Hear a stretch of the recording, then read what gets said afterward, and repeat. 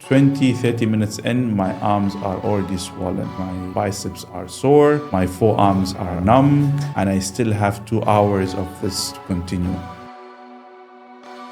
The distance is daunting, the swim is intimidating, but you just keep going. I either finish this or I quit now.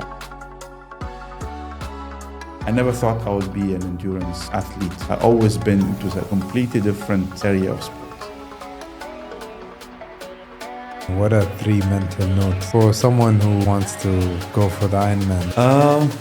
Mohamed Al Sharji just did the Ironman 70.3 last month for the very first time.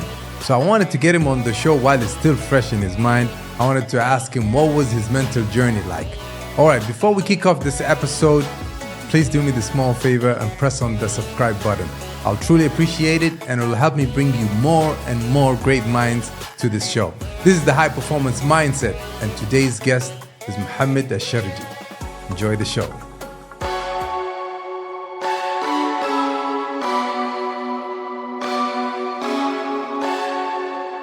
Mohamed, just like how I ask all my guests who have done the Ironman, I'll ask you the same thing. What got you into Ironman? Well, Assalamu alaikum, first of all. Ironman as a triathlon event, it's one of those extreme distances that athletes go through. And the first time I heard of it was back in 2017. I knew triathlon as a sport where you swim, bike, run, and was kind of familiar with the distances. But when I heard the distances of Ironman, that was a bit of a daunting numbers. I've always wanted to do it at some point. I wasn't sure when, I didn't have a plan, but it kind of grew slowly as something I want to do, especially with the type of sport I'm doing at the moment. So I got the opportunity this year to pick an event that I believe I could train for and set up a plan and went for it. So the most important thing is just starting. It's nothing special about it, or it's just starting, saying I want to do this at this point and be consistent with the training. When you remember exactly when you decided, okay, now I'm going to start preparing for Ironman? So beginning of the year, it was January when I thought my endurance training is now at a level that I can start doing events more and more seriously. I didn't have any endurance background before 23. My maximum was Muscat Marathon 10K event, and that's all the endurance I did. That's not bad.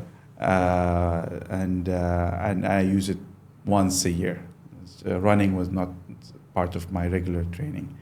I got into swimming during COVID, or just after COVID, and slowly I was like, okay, now I have running, I have swimming, even though it's not a lot, but that's 2 of the 3 disciplines, so let's start getting into it. My first bike was a borrowed bike, where I started, okay, let's see if I still remember how to ride a bike. Last time I was on a bike was more than 20 years ago. And it was daunting at first.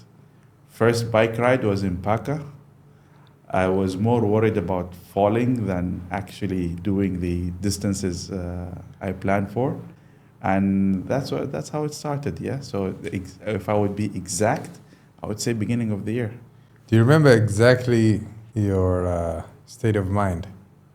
And walk me through your mental journey.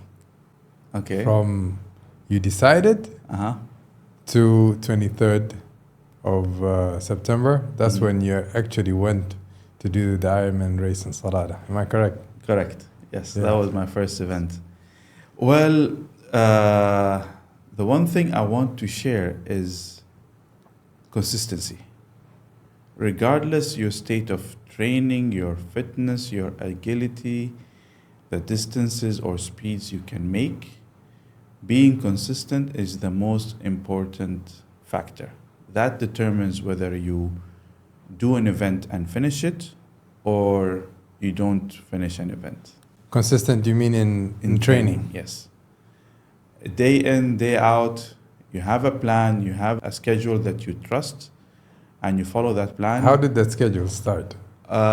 So I got introduced to this coach who used to be based in Oman. And he actually approached me when the first time I got introduced to him. Was like, "Are you an athlete?" I was like, "No, I just do other things. I'm not a triathlete yet." "Why not?" I was like, "Well, I'm thinking about it." "Okay, call me. This is my number and we'll talk." And then he actually picked it up on Instagram and we started texting, and he's like, "If you're serious about Salalah, we need to set up a plan from now to do it. There is this event happening in February. I think you should try it out." And it was a sprint event in Adeba. He told me, like, if you don't have a bike, borrow one and just do it just to know how you feel and how it goes. And my swimming skills were completely off. My biking skills was like not there. But I just went for it. My first event was 25th of Feb. What was going through your head? I was like, what am I doing here? I'm a weightlifter, a bodybuilder, CrossFit, nothing to do with endurance. But crossing the finish line, just finishing that, I was like, oh, okay, feels really good. Do you remember how you felt the day before? I don't think about the event the day before. I was fortunate enough to participate in different sporting events, and the week or the day before the event, I try as much as possible to have fun, not to stress about the event itself. So you just keep yourself busy with doing other stuff that has nothing to do with it. And I go there by choice. I'm not representing a club or a school. I just go there. I signed up with my own will. Regardless how painful or suffering it is, it's by choice. So I don't stress about the event itself. So I was even in my other sport in CrossFit.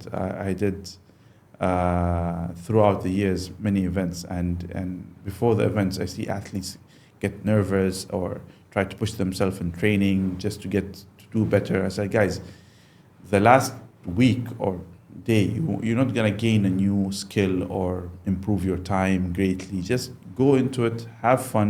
That's the whole point. You do these events because you love the sport and you have fun doing them. Yeah. The distance is daunting. The swim is intimidating, but you just keep going as you go through. You know that you've done it before. What are your thoughts when it comes to swimming? So swimming is probably the oldest thing I have among the three sports. So I learned swimming early on, and then at some point after college, I got my first diving certificate. And I was into diving for a while. So swimming was one of the skills that I used to have. I'm comfortable in the sea, in the water. So it wasn't. It's the only thing is the skill to be within the pack of swimmers who go along. I remember the very first endurance swim, I did the chest stroke the whole way, like the whole 800 meters is like what do you call it? Like a treasure. Breaststroke the whole way. Yeah, I was like, my head dips and goes like a Lipton tea, like all the way until I finish. I was like, okay, now we finished here. Now I need to run. Okay, let's do running. Yeah. So it's the bits and pieces that build up together, and you go through the event. Remember, you're there to enjoy it. It's if you push yourself, kill yourself, something happens, you don't finish. It's a worse feeling. So you just try to balance your effort versus your time, and go with the flow. How much you feel it has to do with mindset, and how much it has to do with planning and preparation? You see, sports in general, any sport you choose and you practice and you train for, you have to give it the respect it deserves in terms of the amount of time you spend on it, the amount of training you go through, and you can't just jump from one sport to another without giving it enough time to grow into it. Yeah. So if you come from a weightlifting background, you can't just wake up one day and say, I'll run a marathon tomorrow. You will not make it. Marathon is a serious sport, and running takes years to develop. Yeah. I never knew this. Actually, running is not just you going through a door and sprinting. There's a skill behind it, and you learn that skill. I always thought running is just running. It comes naturally. Actually not. People learn how to run. Yeah? And if you don't give the sport what it deserves, you will not go very far. Yeah. So it's one of the things I learned to appreciate, like now that I do a lot of triathlon trainings, is to appreciate the 1% improvement, which before, like 1% is nothing, you know, but with endurance training, every 1% counts. Definitely. And also with endurance training or sports in general, it's not a straight line of progress. You will have your dips, and they are coming whether you like it or not. You're not feeling good that day, you got an injury, it's just not a day for training. It shouldn't affect your progress. You take the training session, it wasn't the best, you wake up the next day, you do it again. It will never be a straight line. It doesn't exist. How do you deal with your negative inner voice? Well, it's negative. When does it show up, and how do you deal with it? I always like to take a step back. When I feel down or I feel I'm not performing as much as I like to, I take a step back. How was my day? Did I have good sleep? Am I eating well? In this event, am I energized? Do I have my nutrition locked in? All of these help you figure out where you are during training or during an event. Yeah. Let's say your mind gives you a whole list of things that have gone wrong. You accept it and you move on. It's never perfect. I've went through events where it looked bleak by the end of day one, and then day two flips things around, and you suddenly do much better than day one. So it's the pain, the struggles that you go through every single time, it helps your skin get thicker and thicker. If you get what I mean, right? It's the negativity will always be there, and as I said, if you're not enjoying the sport, there's no point of doing it because it will always be painful. Yeah. Which I think, like, to be ready to go for a rigorous, training, and you have to stick to the plan. You can't just be like, oh, okay, today I feel like swimming. Today maybe I'll go cycling. No, it doesn't work like that. It doesn't work that way. You have to make a plan, stick to the plan, right? And that's where the mindset comes in, and the discipline. So my question would be, do you think like discipline, you either have it or not, or is it something that you develop over time? Depends how committed you are to the activity that you're doing. Yeah. If it's, I'll take two extreme examples. If you're a pro athlete and you're not disciplined, your talent will not take you very far. You have to be disciplined to the percentile to get where you want to get to, right?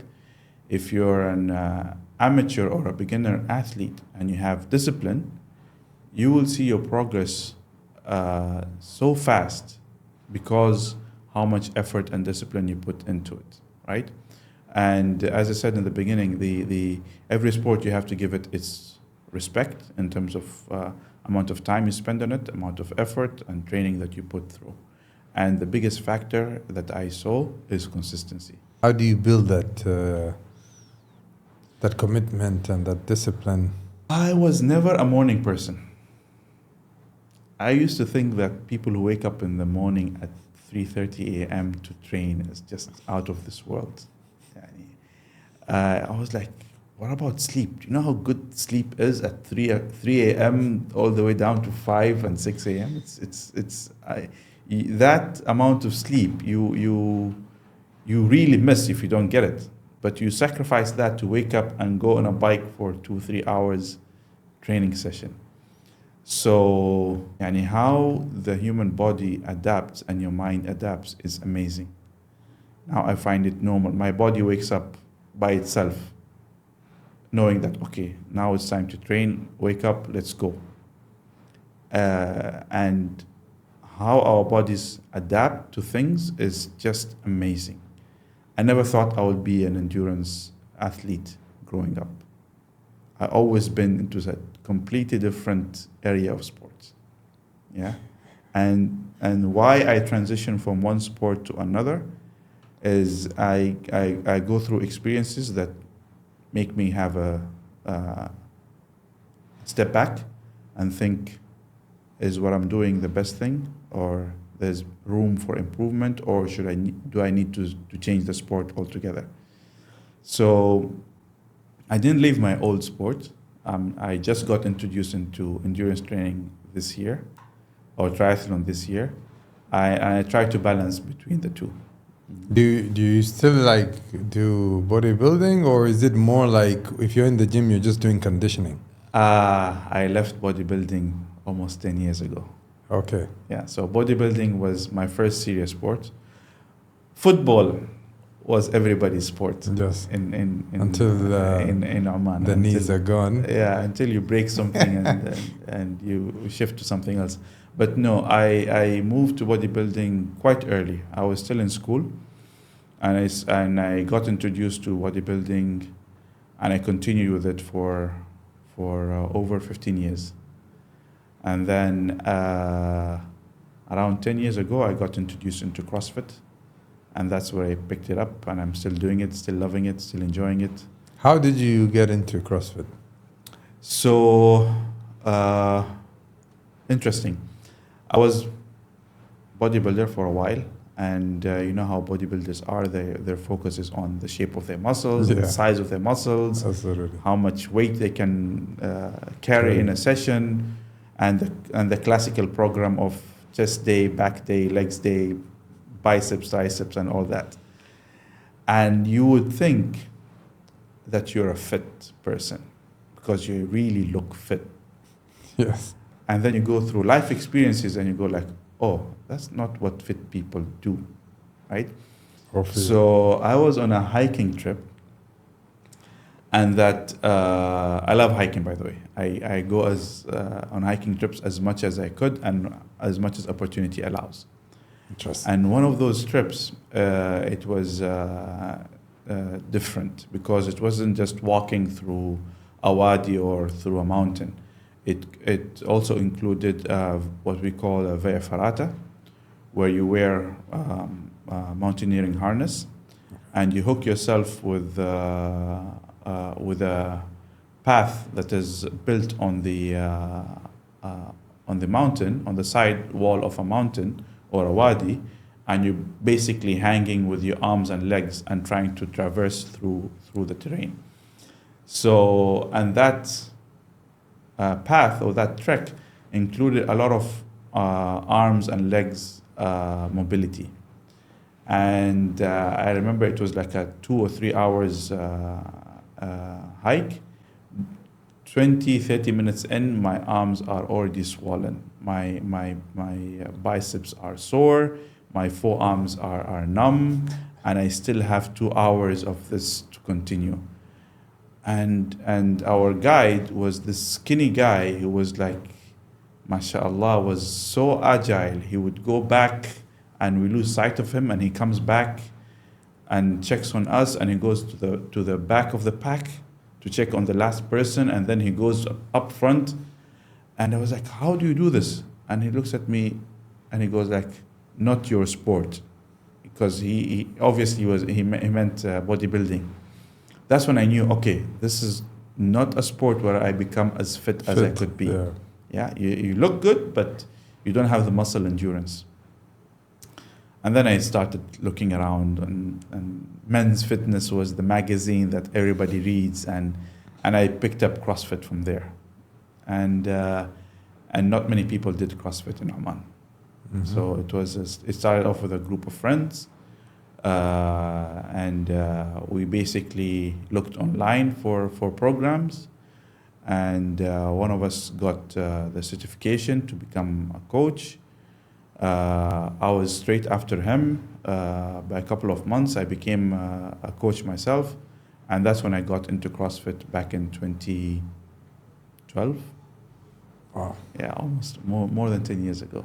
So you did coaching in CrossFit. Yes. What were the different mindsets you came across? Well, CrossFit was my introduction to group classes. I never did group classes before. Weightlifting, bodybuilding, it's a gym session that you go according to your timing, whether it's after school, after work, before work, depending on the schedule of the day. You pick a time and you just show up and do your schedule. CrossFit was class-based workouts for the most of it, or for the general public. And then when you want to become more specialized or improve in your sport, and the 1 hour in class won't cut it for you. So you need to get into a program, set up a plan, set your targets, and do your own workouts over and beyond what the class offers. In the class, I got introduced to the general public's mindset about sports. People would walk in with zero background in sports and want to learn how to do squats. I want to learn how to do push-ups or pull-ups. And in my mind, those are the basic movements that anybody should have. And then I started realizing our lifestyle, our background in school never introduced us to these things. If you remember school sports, they give us a ball and here's the play pitch and go play. That's all the school sports we had. And if you're good, you sign up for the school team and they take you for the general tournament that happens between school, if there is any.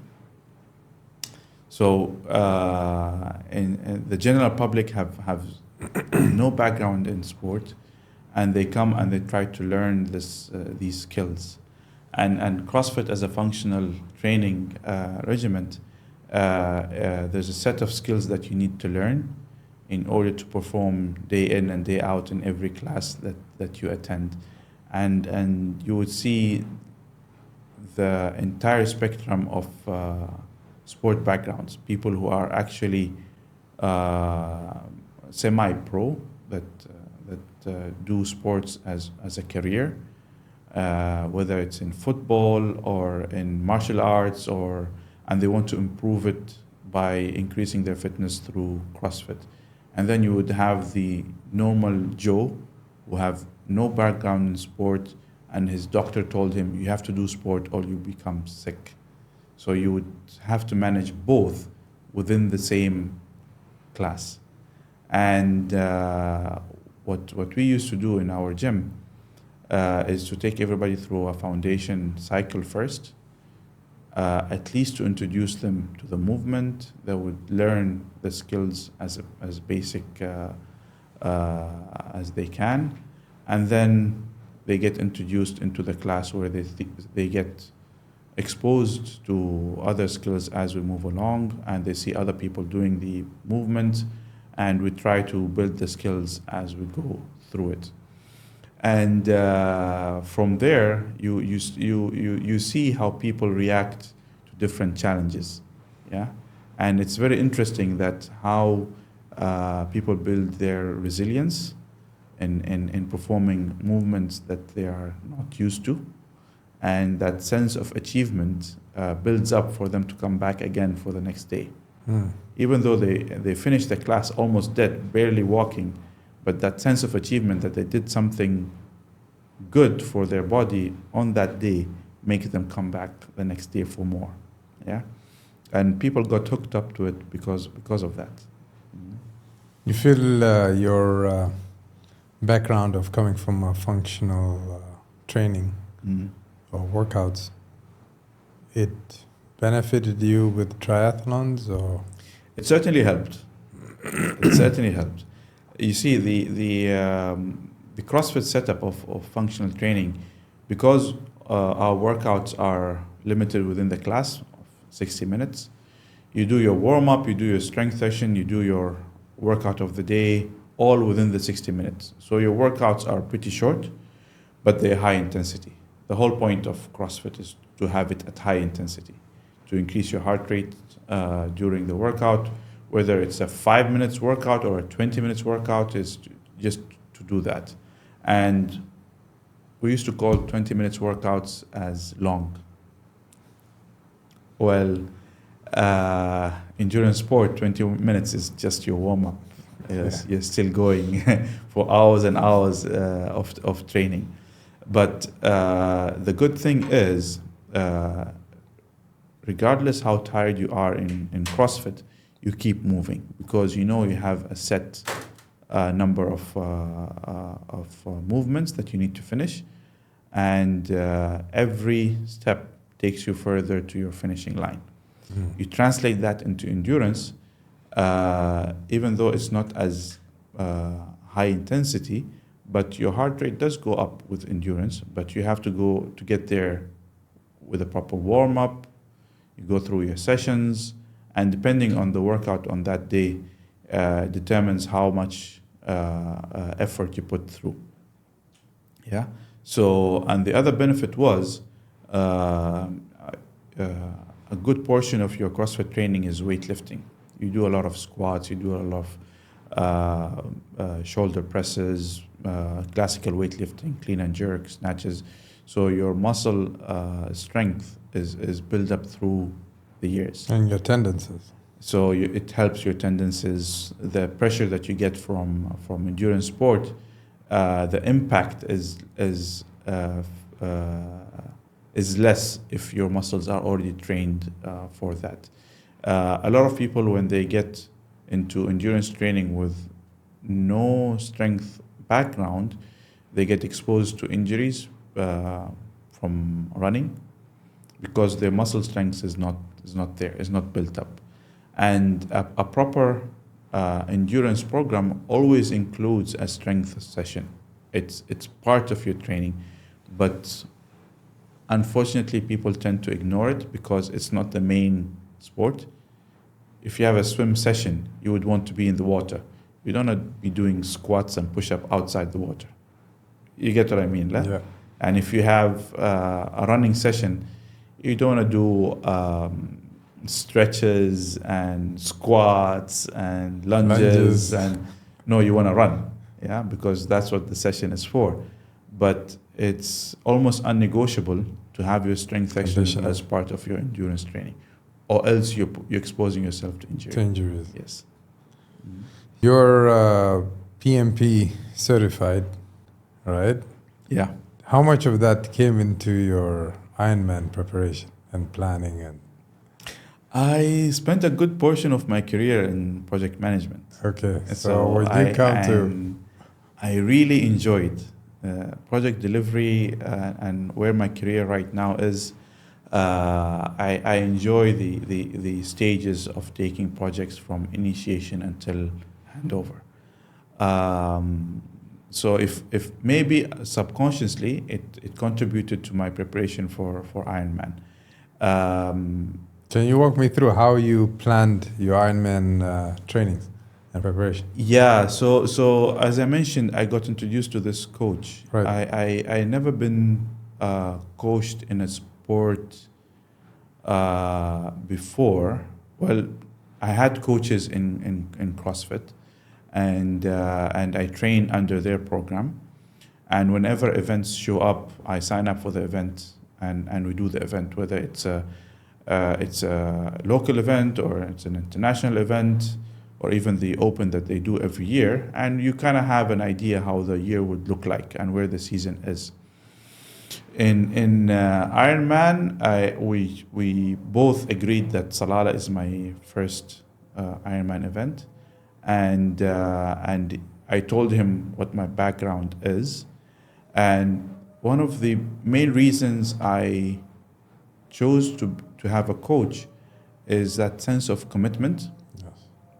That you are committing to this person, that he will spend time with you, designing a program that fits your lifestyle and where you are in your journey, and builds you up to a level that you're able to achieve the target you want to have during an event like Ironman. If I didn't have that coach commitment, it would be working out with myself and probably allowing other distractors to deviate me from my training. So it was a learning journey between me and the coach. Me not having a coach before designing a program specifically for me to achieve this target. I used to be coached under a class and follow that program for the general public and the skills I need to do CrossFit, weightlifting, whatever. But a program to achieve for an event, this was my first experience. And that sense of commitment with him, that he would set up my workouts for the week, and I would look at the program and said, how am I going to fit all of this into my week? I mean, what does it look like? It's the first month, it looked light, like 8 hours per week, which was manageable, right? You would do 1 hour bike, 30 minutes run, 40 minutes swim, and it distributes that over the week. And then on weekends, you have like longer rides, up to 2 hours, I would say, the first month. And then for him, it was that testing month. He would see my numbers and he would see how much work I can take. And he senses how I feel about the sport. Because until then, I had a borrowed bike. I didn't have my own bike yet. And then he started adding more and more hours, until at some point he got to 19 hours per week of training. That's when 19 hours of training, meaning I have 8 hours of office work, and then I have my sleeping hours, and then there's no more time for doing anything else. Fitting 19 hours of training per week in that schedule was just outright crazy. Yeah, so 19 hours per week equates to around, if you look at weekdays, that's almost 4 hours of training during your weekdays. So that's, after your 8 hours in the office, another 4 hours of training to complete. That was like unrealistic for me. I told him, Coach, listen, I need 25 hours per day just to fit your program. Do you realize that? And he goes like, no, but you have Ironman, you need to do this. Like, even if I want to, I'll have to skip work to do training. That can't happen. And we started during summer months, yeah? So we started end of Feb, and end of Feb in Oman is already summer. Yeah. So March, April, June, all the way to September, the weather was not helping at all. You have to do your training really early in the morning or late at night. And the heat and the humidity didn't help at all. So it was a bit of negotiation. So the 19 hours dropped to 17, 16, which was manageable. You got a bit of discount. Yes. and the long bike rides pushed only to weekends. Okay. Maximum of 2 hours during weekdays for the bike rides.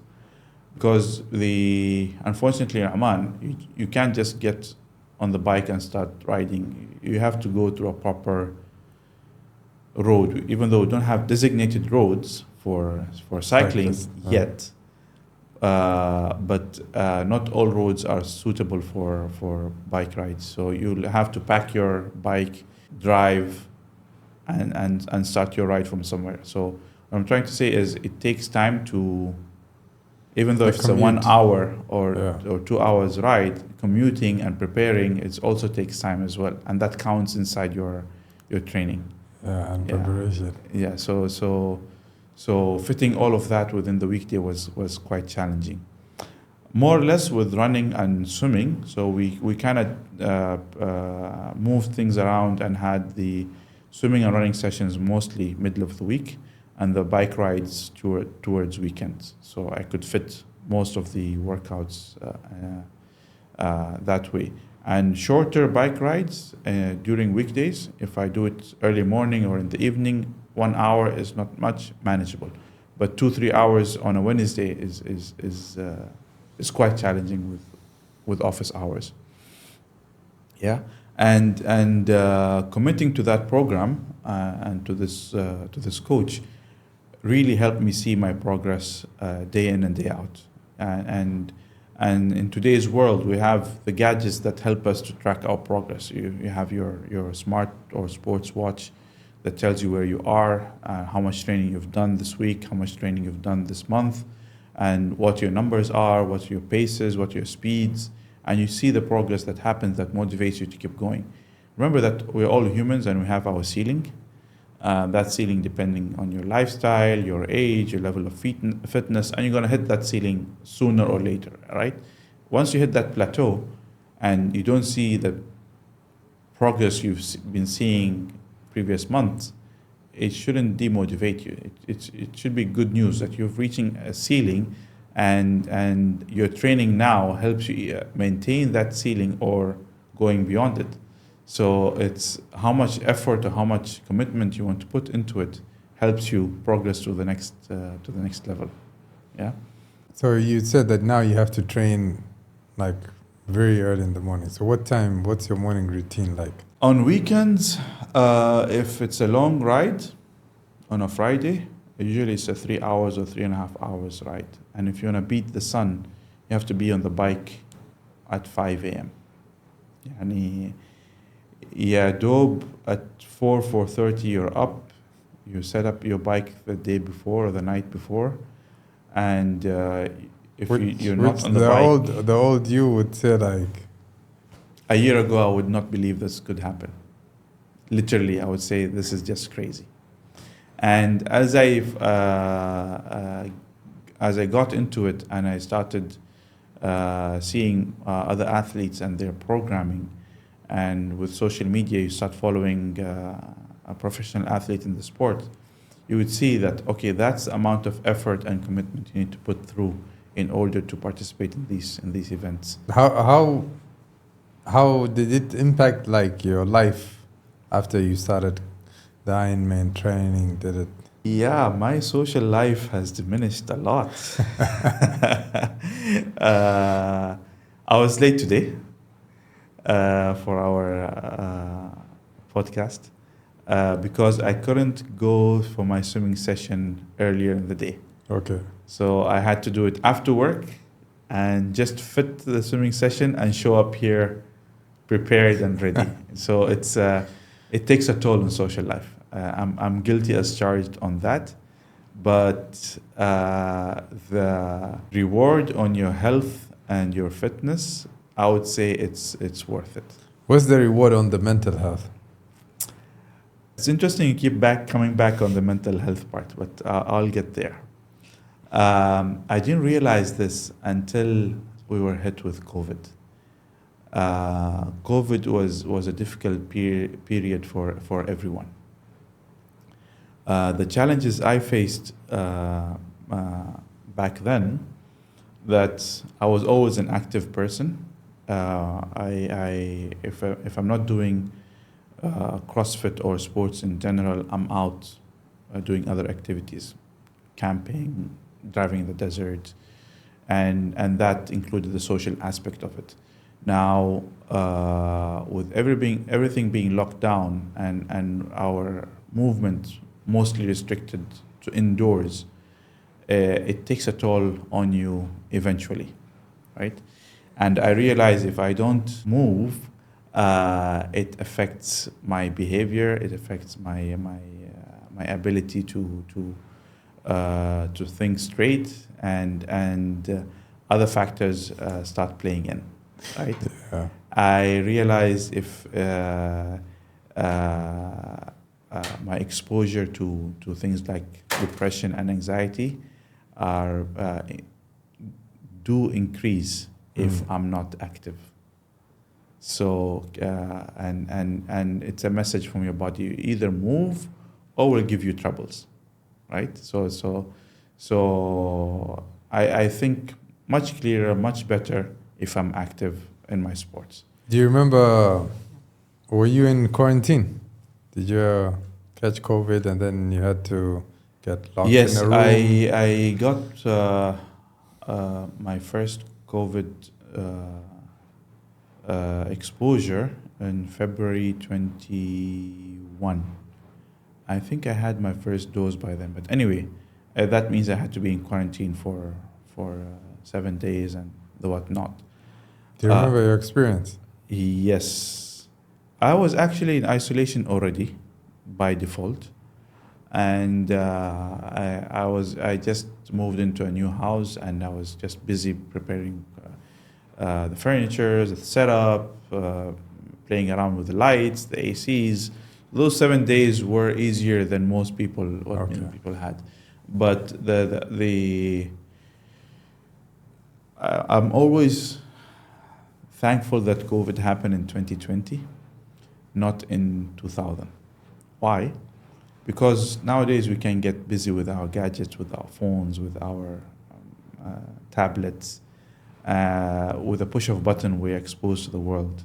Imagine doing that in the year 2000. We had limited phones, limited social media, limited connectivity with anybody, and you do that isolation that we had to go through during COVID. Maybe, you're going to have to read a book, Not everybody has that. That's where you pick it up. Yeah, no, not everybody has that. That honestly, I know like COVID had so many bad impacts. I know some people lost, loved ones. But I think for a lot of people, it was like a wake-up call from so many different ways. So many different ways. You get to know relationship-wise where you are, which you had a picture in your head, and then reality told you, no, you're actually here. Sure. You thought you were there, but you're not close. Sure. You're here, You think you have, your mental health is in a good place. Wake-up call. You're not there. I remember I think it was the first time I got quarantined, like I was in quarantine. And I had to be in quarantine in my room. It was me and my brother, but he had to quarantine in the same apartment because of interacting. So just because he has a chance of Catching COVID. Of catching COVID, he had to, be put down. He's a pilot, so he had to, be put down and be in quarantine as well. But I had to be stuck in the room, right? And the first day, I'm just between these four walls. Mm. I was having so many negative thoughts, and I always thought that I'm a positive person. Mm-hmm. But then after a while, I'm like, Hisham, there's nobody else in this room.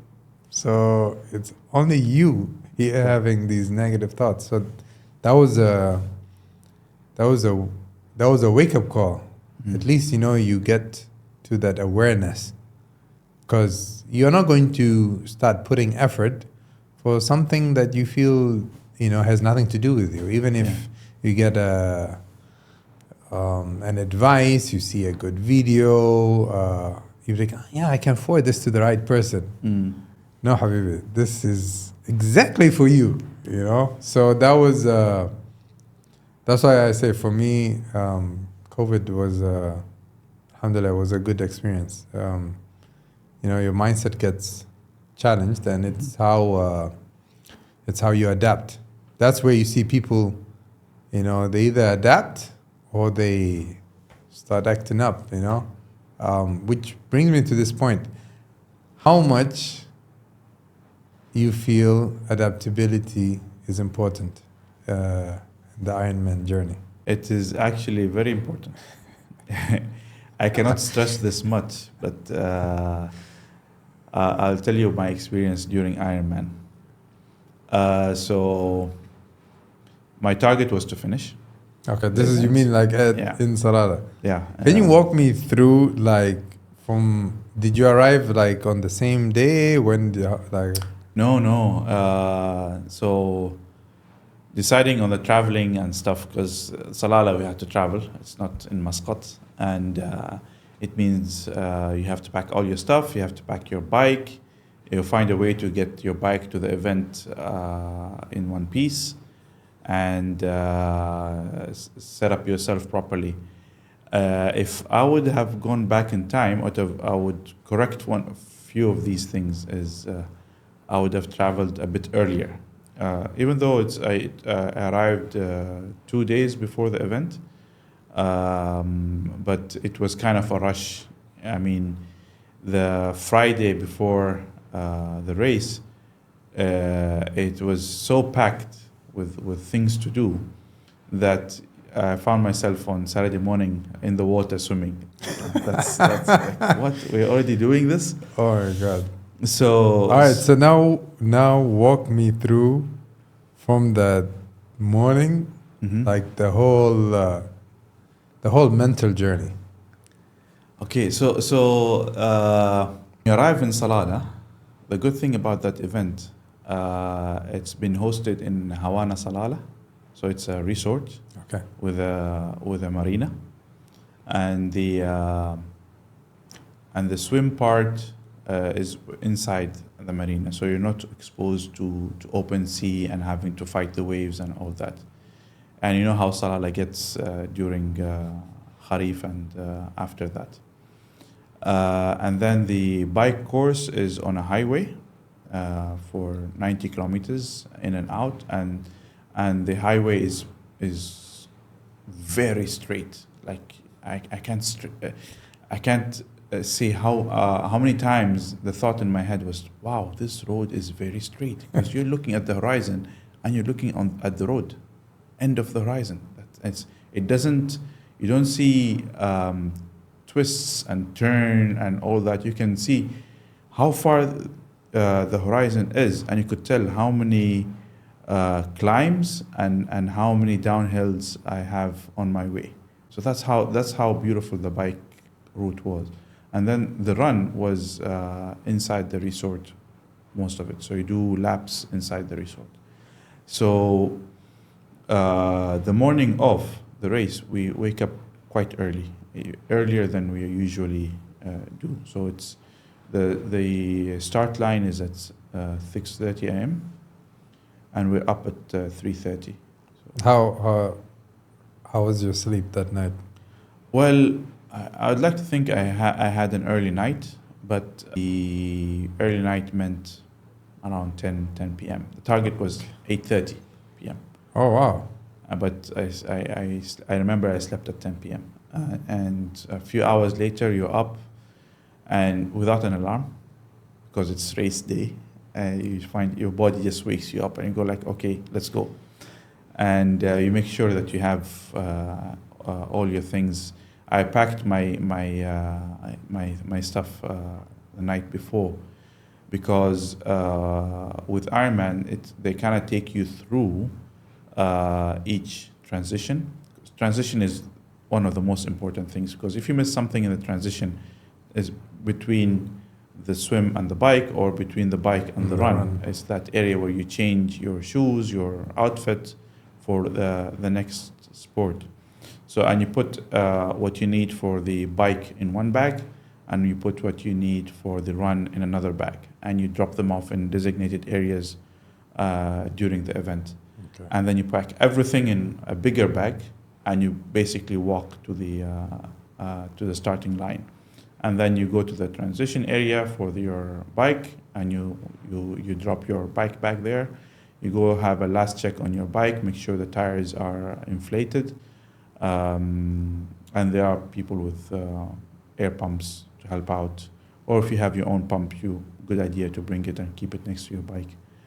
And then you drop your other bag for the run, and you start preparing for the swim. Basically, you would be in your tri suit, and you start making sure your nutrition is in place. And you take your first gel just before you jump into the water, and you go for the distance. The good thing is the swim course was inside the marina, and you could see each buoy. As soon as you cross one buoy, you could see the next buoy, and so it helps navigating the water much easier. If you're outside on the shore, the buoys are so big and so clear, and you say, "Oh, this is easy." But once you're in the water, you just keep searching for the buoys where they are, and those are your markers, right? You know, you have to cross them in order to go to the next one, and if you shortcut one of them, you'll have a short swim, and it might result in your disqualification. And you don't want to keep checking. And you don't want to keep checking. Actually, navigating in the water is actually a skill that you have to learn. Sure. I didn't know that until very recently. So it's interesting how you go through it. I got lost, frankly speaking. I found myself the last buoy before the turn towards the exit point. I went straight instead of turning left, because I kept going straight all the buoys before that. But there's a reason. Miscounted the last buoy, and I'm thinking, okay, the next buoy is ahead. I just need to swim straight. There's a reason, though. Where was your mind? I was swimming. Yeah. I didn't think about anything was going else. Through your head while you're swim, enjoy the swim. This is fine. You've done this before. You've done this in training. This is sea water, not the sweet water in the pool, so it's easier to swim. Just keep going. And then when I find myself slow down, one trick that I learned to do very often is, are you in pain? No. Are you injured? No. Is your chest beating outside your body? No. Then why are you tired? Keep moving. These three questions I keep asking myself during events. And I find myself picking up pace immediately after that. Because sometimes you slow down almost for no reason. You're not tired, you're not injured, so why are you slowing down? You can push the pace a bit more, so you stay in that race mode all along. So instead of turning left, I went straight. I suddenly found one of the kayaks next to me is asking me, "Where are you going?" Like, we're swimming. He said, "You need to turn around. You're already outside the marina. You're on open sea." I'm like, "Dude, I'm in the Indian Ocean. I need to go back." So that messed up my time a little bit. But yeah, as soon as I got out of the water, I was happy. I'm under the cutoff time. Remember, my target was to finish. Yeah. And I realized, okay, water is done. I didn't drown. I wasn't attacked by a shark. None of that. And I'm still with the pack. People are still getting out of the water, so we're good. Perfect. I arrive at the bike station, and I see a lot of bikes still there, which always means in a triathlon that you're still with the pack. So I picked up the bike, and we started on the course. The course, the day before, we've tested it, not the whole thing, but part of it, so we kind of get a feel of how the bike ride would look like. But as soon as I hit the main road, and I realized how windy that day was, I was like, okay, this is the Salalah wind, right? On the way out, you're having a tailwind. So you're actually going really, really fast, faster than your usual pace. And you think, oh, I am this good, I'm this fit, I'm going to push this. And you're pushing the pace on the bike. And everybody's pushing with you. The mental game starts on the U-turn. because the moment you U-turn, you feel like you've been slapped on the face, literally. And you're having the headwind so strong, you would feel that it would knock you off the road. That's how strong it was. And the resilience now plays the game. Okay. In Muscat, we don't have a lot of winds, but we can figure out where the winds are if you get used to the routes. So if you do the Adeba, the wave and back, so one way it's headwind, the other way it's tailwind, or the other way around. And then in Paka, there's always the long section next to the airport. That's where you have the headwind. You always have headwind there. Whether you do it in the morning or in the evening, you always have headwinds there. So I started to learn to enjoy headwind, because that's where the workout is. Everybody complains about headwinds. Oh, it was too windy. I couldn't get to my paces. I was too slow. The way I looked at it, enjoy the headwind. It's part of the experience. It will always happen. You can't control the weather in any event, okay? And that's when I started picking up on the pace and actually passed all the people who passed me. In the swim? No, not in the swim, in the previous leg. Right. Yeah, because everybody was struggling in the headwind. I was like enjoying it, yeah? And you just keep pushing through that. And even when you get uncontrolled events, like you would get leg cramps. I got leg cramps, my first leg cramp at 88 kilometers. Just before finishing the bike ride, I got my first leg cramp. I was like, okay, hello. Where in your leg? Just before the transition area. No, like where in your leg? Your thigh or on my thigh?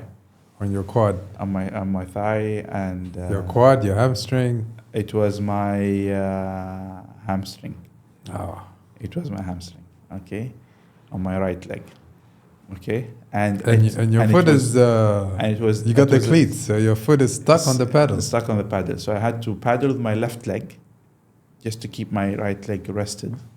So all the effort was on my left, and my right leg was just going through the motions. It didn't pull completely. No. I had the thought to stop and just wait it off. Yes. And then get on the bike again. Yeah. To finish. I was like, if I do that, the amount of time I lose, it will be a lot. It will be very expensive for my pace. It's only 2 kilometers. I'll just push through.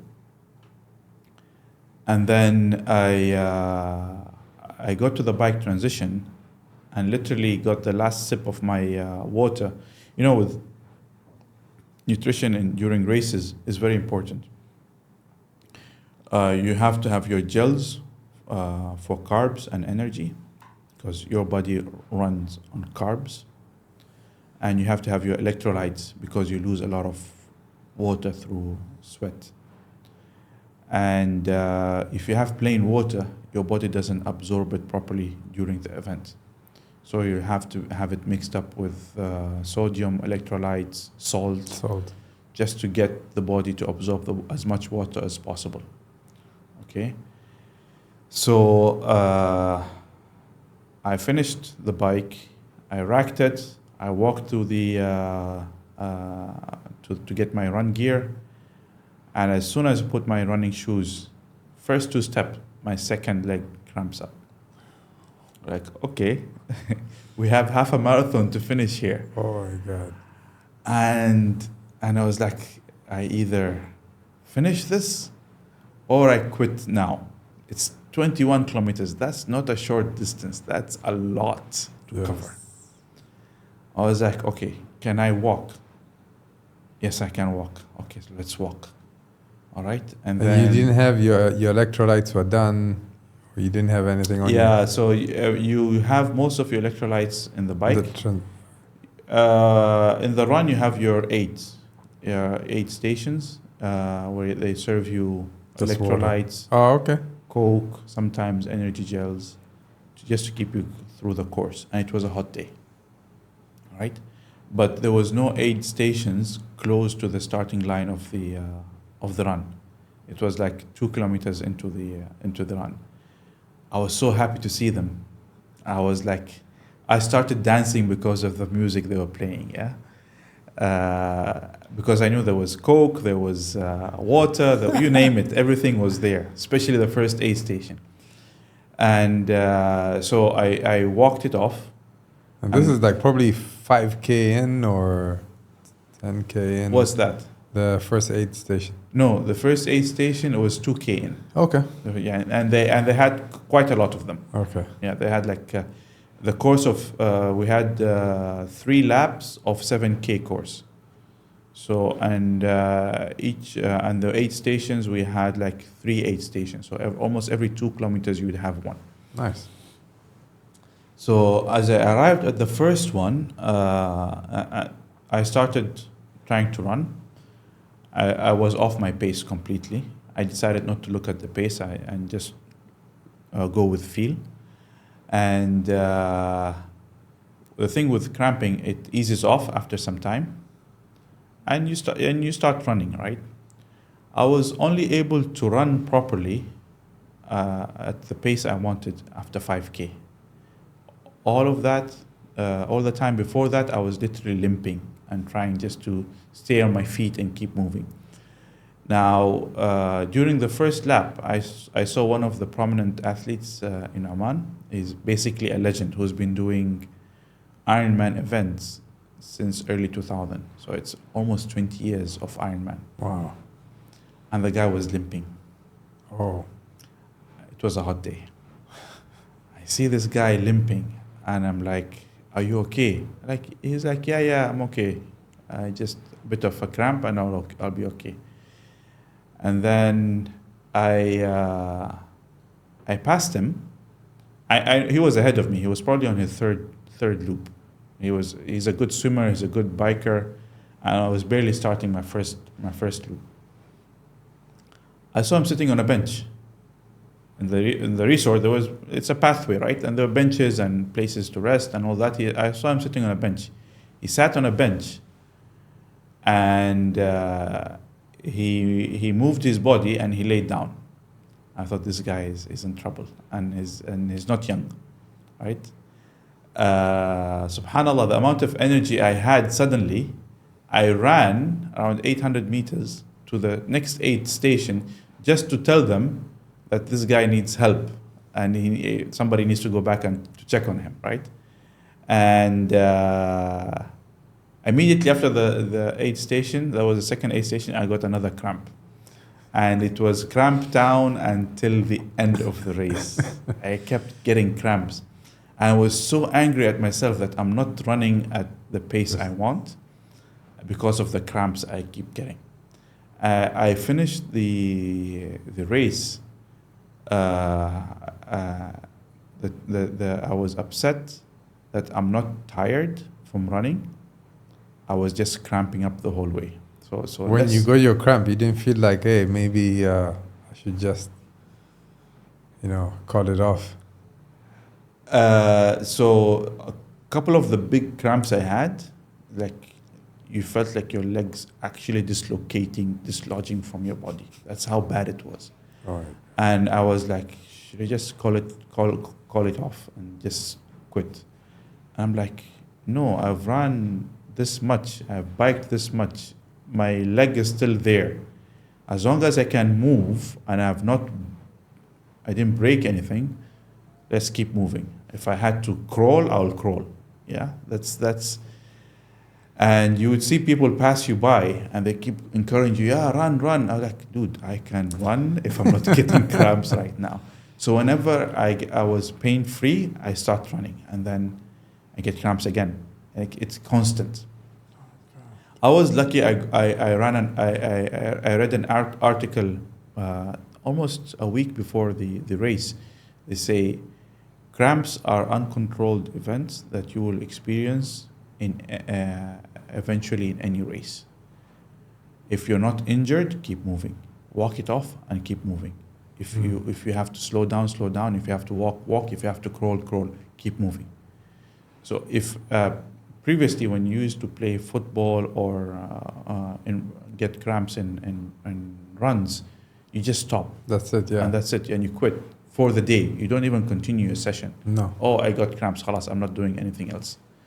But just because of reading that piece of information that eventually the cramp will wear off and you can continue, embrace the pain and keep moving.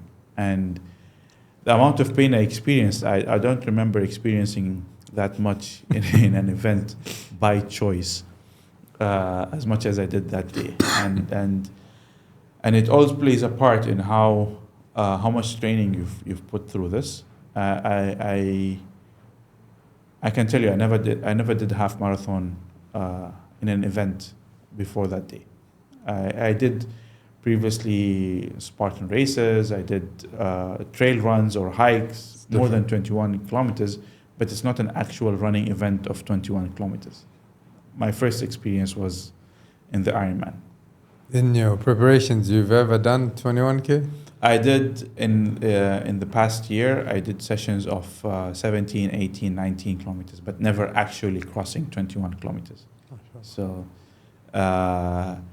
21 kilometers was always there in the horizon, but you also have a life to live. So if you can't fit a 21 kilometer training session in your day, you're happy with the 19 kilometers and you call it a day. Yeah. And all right, let's switch it up. You told me you're into going off-road, going to the dunes. You remember one of your best trips?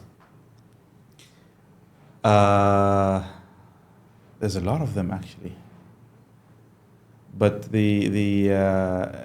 I would say the epic trips that we experience. Yeah. So I've been doing off-roading and dune bashing and desert crossing for quite some time. I got my very first 4x4 in 2005, I think. And since then I've been out in the desert, either in Oman, in Sharqiya Sands, or Empty Quarter, or even outside in the UAE and stuff. And actually this year I did Saudi Arabia, Empty Quarters. We were going as spectators for Dakar Rally that's happening in January. And it was my first time in the Saudi desert, so I enjoyed that part. But the epic trips is the yearly trip that I do towards the Empty Quarter, where we cross the Empty Quarter, our section of it, for 5 days. So the drive itself, it's challenging, and you have to have your car prepared for it, because it's not an easy route to cross. But also the preparing for the journey itself. We drive for 4 or 5 days, 500 plus kilometers in the desert, and we come across the other side. You have to have enough fuel for 5 days. You have to have enough food for 5 days. You have to be prepared to be disconnected almost with zero mobile coverage for 5 days. When I started this back in, my first trip was in 2012, the whole trip we were disconnected. So I would tell my family, I'm going on this trip, I'll be offline for 4 nights. I will see you guys on the other side. Don't try and reach me until after 5 days. I will not be able to pick up the phone. If we're lucky, you get messages in the night. That's it. But now in 2023, I would say most of the covered routes have a signal, or mobile signal. We used to go into these trips with satellite phones for emergency or anything like that. I think the last 3 or 4 years we stopped taking satellite phones because we never needed them. There's always mobile coverage somewhere. So preparing for self-sufficient trips like these is always an adventure by itself. Yeah, and the routes that we take, our cars are prepared to cross through the desert in routes that no other humans have gone before. And we go into areas that people only talk about. There's zero infrastructure, there's no life happening there, there's no villages along the way, and it's just us and wilderness for the whole trip. What do you like about that? I would say the isolation, the disconnection from it all. So you get really disconnected. It's you and the group you're with, and you have to traverse the desert to the other side, and everybody is responsible for everyone. So it's our own private cars, and things happen, things go wrong. A car breaks down, you lose a tire, somebody gets sick. You have to be prepared for any events of that sort. The challenge behind it is that you have to stay calm at all time. We ran into troubles almost on every trip, which makes every trip memorable. We ran out of fuel at some point. We ran out of food and water at some point. All this happens during the last day. We arrive at some point at a filling station literally in the middle of nowhere, and that filling station doesn't have fuel. The fuel truck is delayed. You'll have to wait for 8 hours until the fuel truck arrives. Wow. And you just hang out there until you see the fuel truck coming in. You fill up your cars and you move on. We flipped a car once. A car decided not to work. It was fine before the trip. During the trip, it stopped working, and we had to tow the car all the way out of the desert. People got sick, and they had to be removed from the desert to be treated. It is challenging, and we look forward to this trip, even though we do it once or twice a year. So what's the rewarding part? To come out the other side, literally coming out the other side. The sense of achievement that, wow, we just did this. And it prepares you for difficult things in life. It hones you for difficult tasks. Yeah, and it's not a trip that you just sign up to and you just go unplanned. You have to check your car. Your driving skills have to be at par. You have to pack your food properly to survive for 5 days. Yes, we do have shared meals along with the group, but you have to be responsible of your consumption, right? You have to be away from your family, friends, your normal life routine for that period. You have to take proper time off work, because sometimes these trips happen during weekdays, and you have to apply for days off. And that endurance to drive for 8 hours in the desert, crossing sand dunes and eating literally dirt throughout the day, and come out the other side is that's, you have to experience it to describe it. Yeah, and your literal survivor skills come out during these trips, right? Because if you're not prepared, you'll get lost. Nobody knows where you are, and you really expose yourself to dangers. So our safety measures during these trips, almost every car is equipped with a GPS.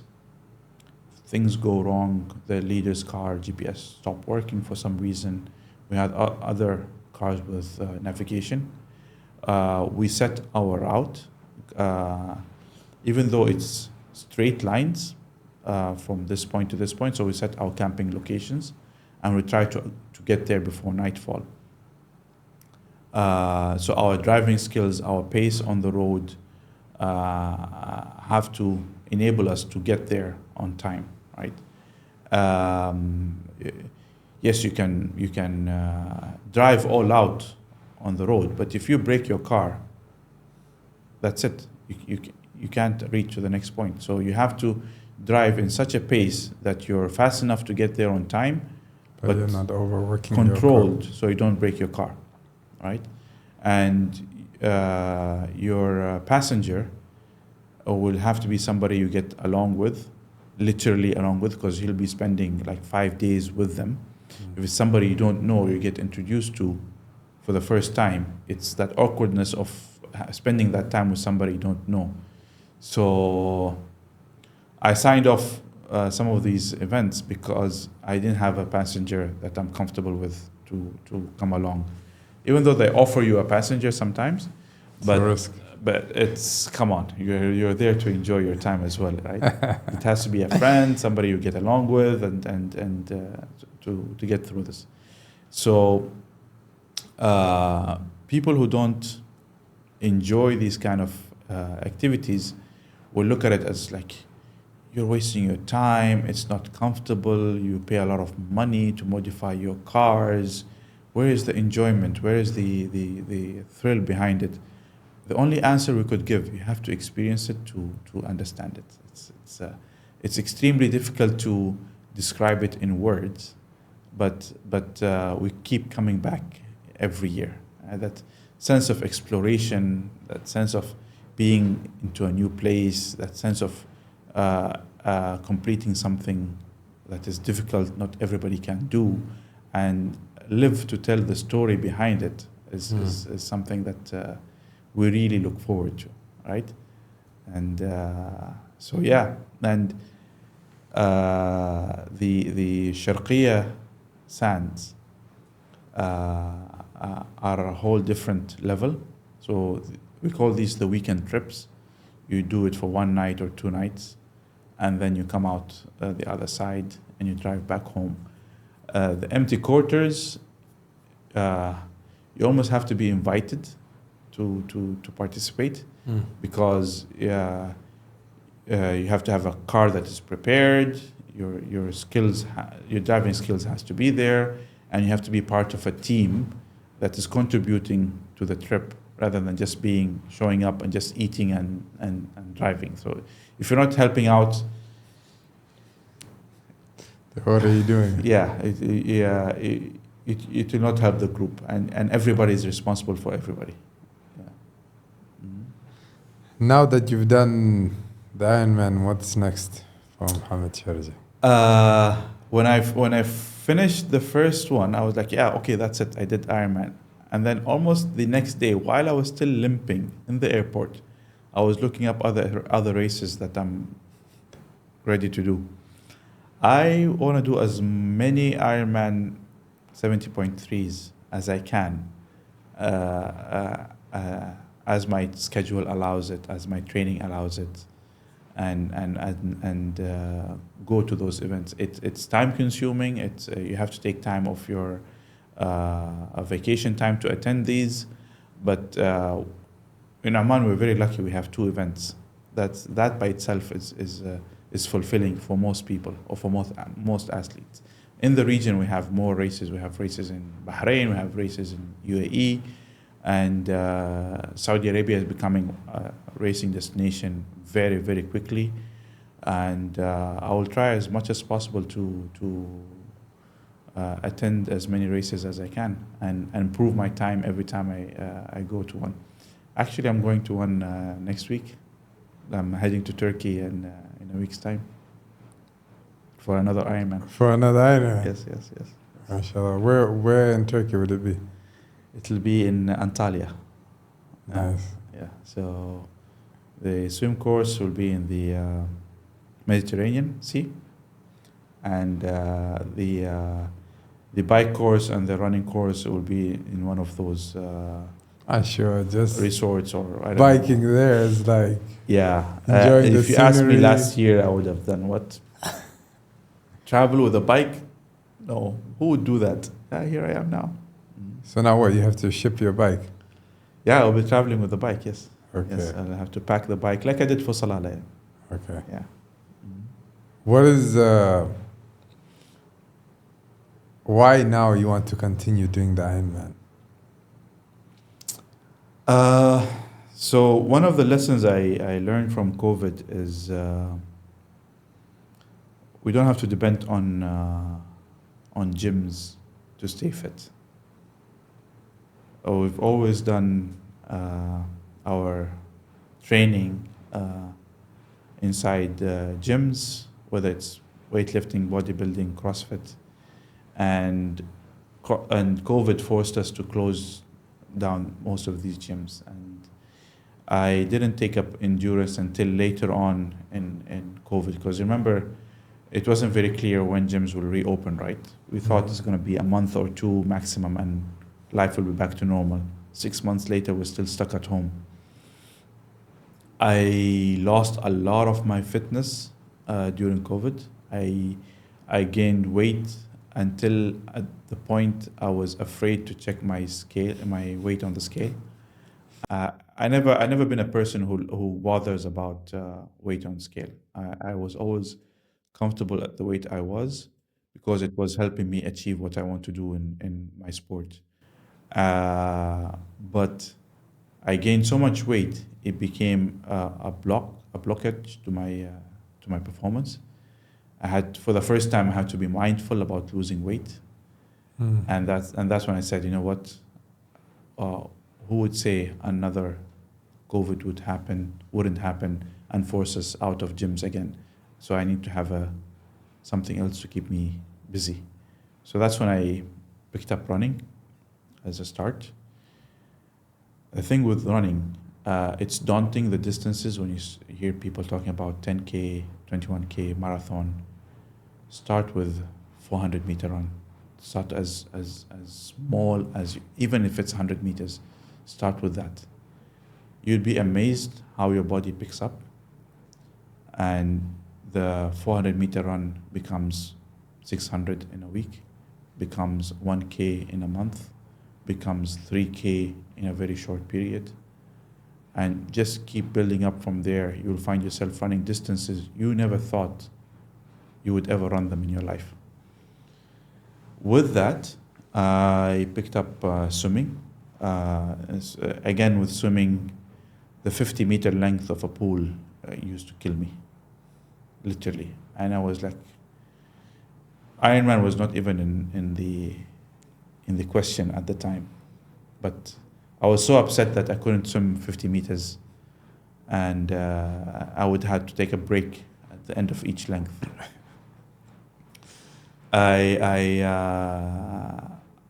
signed up for classes, swimming classes, just to understand how this works. I thought I could swim. It turned out I had a lot to learn. I picked up some skills in swimming. Then the distances increased with time. I thought I was quite fit when I hit 800 meters in my swimming sessions. I was like, wow, 800, that's really, really good. And then when I understood how much swimming Ironman events need, I was like, okay, I'm just a beginner. I'm not even there yet. So the Ironman 70.3 is the half Ironman, where you swim 1.9K, you bike 90 kilometers, 21. And 21 half marathon for the run. The full Ironman, you double everything. Yeah. It's a 3.8 swim, a 180K a bike, and a full marathon 42K run. In my mind, or in my opinion, to do a full Ironman, you have to be a dedicated pro athlete. I think it will be challenging if you have a full-time job and a full social life to dedicate time to do full Ironman distance. But after I finished the 70.3, I was like, maybe. Could be possible. I don't think it will ever let you go. Well, as long as my body is able to move, and I will pursue it as much as possible. Yeah. Exercise or training has to be something that you enjoy. If you're not enjoying it, you're doing something wrong. Maybe you need a refresh. Maybe you need a change of direction, trying something new, changing your program. But essentially, it has to be something you enjoy. Because at the end of the day, it's a lifestyle. It's not a chore. If you treat it as a chore, it will fall off the wagon very, very quickly in your list of priorities.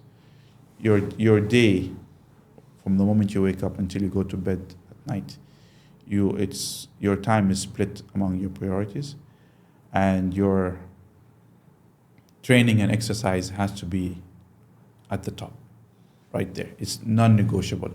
Our lifestyle, for most of us, if you're working in an office, you spend your time in the office sitting down. That's your silent killer. That's worse than cigarettes and alcohol and other sins in life. Sitting for 8 hours for the lifespan of your career, whether it's a 20, 30 years career, is your silent killer. If you don't counter that with exercise and training, unless you're really, really, really lucky, you'll have a very difficult senior years. Yeah. And unfortunately, our lifestyle outside work doesn't help us to have sport as part of our daily routine. We have other priorities that supersedes sports, and until somebody tells you you have to do sports or you'll be in trouble, then people pick up sport as a habit. It has to come naturally. You don't have to be told to do sport. Yeah, and you come from a sports background. You would understand that. Yeah, but I come from a bodybuilding background, so endurance, cardio, minus. You're saying you used to do at least once a year 10K marathon. When I first started, like earlier this year, the most I did is 3K. So I had a lot of progress to make, and we're still at it. But lastly, I want to ask you, for someone who, let's say, wants to try and go for the Ironman, what are 3 mental notes they should take? I didn't set it as a target or a plan yet. For me, small progress is good progress. Or what are the 3 you'd say mental lessons you got out of it? Or mindset lessons you got out of it? The biggest one for me is resilience.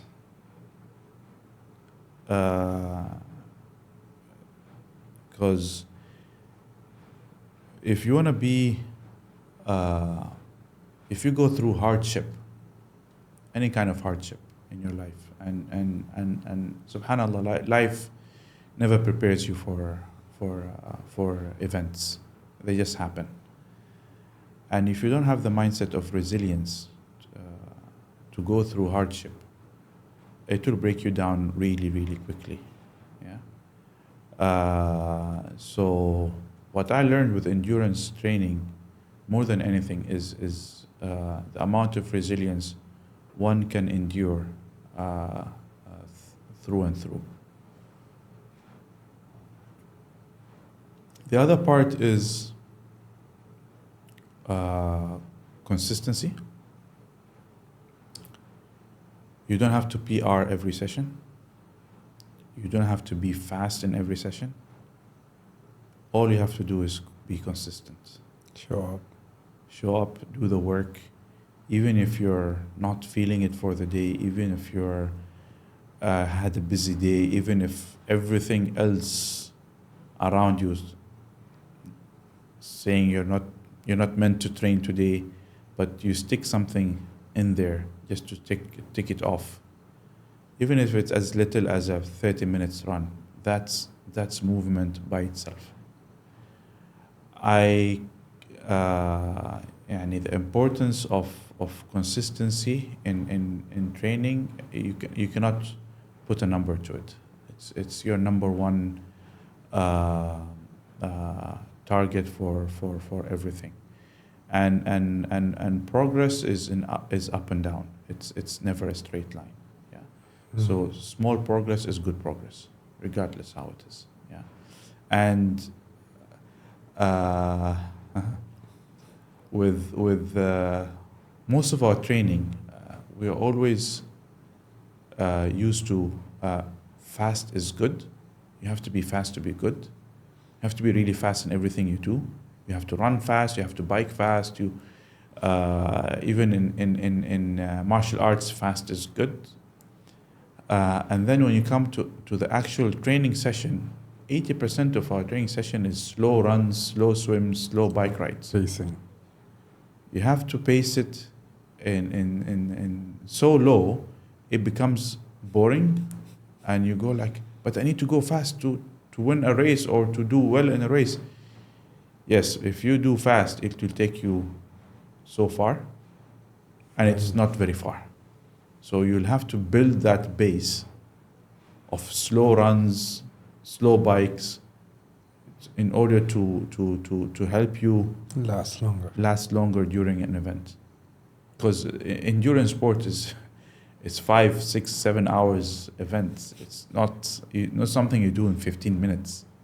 Yeah, I remember I told you 20 minutes used to be a long workout for us. Now 20 minutes is not even your warm up. Yeah, so patience with slow sessions is key. So, as I said, resilience, consistency, patience is your and I love the last one. Takeaways. Progress is not a straight line. It's not. Not all days are good days. People get turned off because they don't make the progress they want as quick as they want it. But you have to be consistent to achieve it. Say, I'll give an example, yeah? In weightlifting, as simple as it is, right? Say your biggest number is 100 kg in a certain lift, in a squat, right? And that's how much you can carry with the amount of strength that you have at the moment, right? You do 100 kg today, right? Will you be able to do 120 kg tomorrow? Of course not. Of course not, right? To get to 100 kg, what do you need to do? You have to go through a plan, yeah? Progress. 100 kg will be your base. Your 120 kg is your target. You have to do probably a lot of conditioning. You have to do a lot of 50 kgs before 100 kg becomes easy, and then you can progress with the weight until you reach 120. So that's how you build up progress. It's not every day is you're doing a PR. Not every day is your fastest time. No, you have to go slow in order to run faster in an event. Yeah, and for me it was eye-opening to understand that. So yeah. Mohamed, I can tell you how beneficial this episode has been. We've learned a lot. Enjoyed your journey. Thanks a lot for having me. I was really looking forward to it. I wish we did it earlier last week, but this past week was just too busy. No, I think the timing was perfect. Great. Shukran. Hayakallah. Thanks a lot. Thank you, brother. Habibi. Hayak.